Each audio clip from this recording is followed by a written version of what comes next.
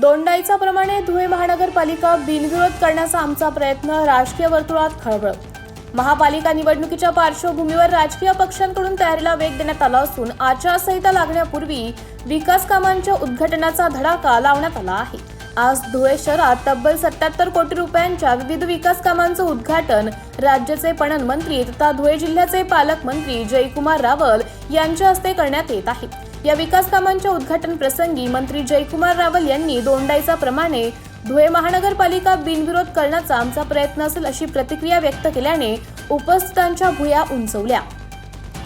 जिथे जिथे शक्य होऊ शकेल तिथे महायुतीमध्ये लढण्याचा आमचा सगळ्यांचा मानस आहे, प्रयत्न आहे।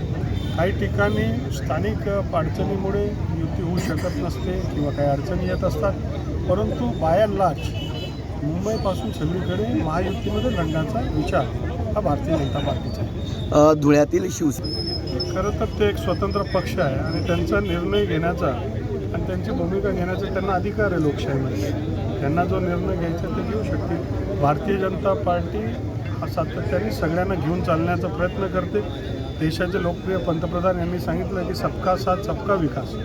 जे जे येतील त्यांच्याबरोबर, जे नाही येतील त्यांच्या बिना भारतीय जनता पार्टीचा विकासाचा रथ हा दौडणारच आहे। पुढच्या काळामध्ये 100% भाजपा किंबहुना काही बिनविरोध करता येईल का हा सुद्धा प्रयत्न भारतीय जनता पार्टी करणार। महानगरपालिकेतल्या किती जागा बिनविरोध करण्याचा प्रयत्न असेल? दोंडाईच्या पॅटर्न या ठिकाणी राबवण्याची आम्ही शहरातील लोकांना आव्हान करू की विकासाला साथ द्या, विकासाच्या बरोबर राहा। लोकशाही ही जिवंत असली पाहिजे, पण जिथे एकमत असेल, जिथे लोक एक विचाराने असतील तर जरूर त्याचा प्रकारचा विचार होऊ शकेल।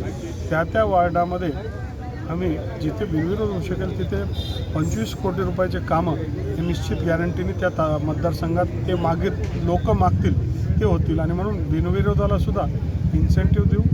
झालं तर ठीक,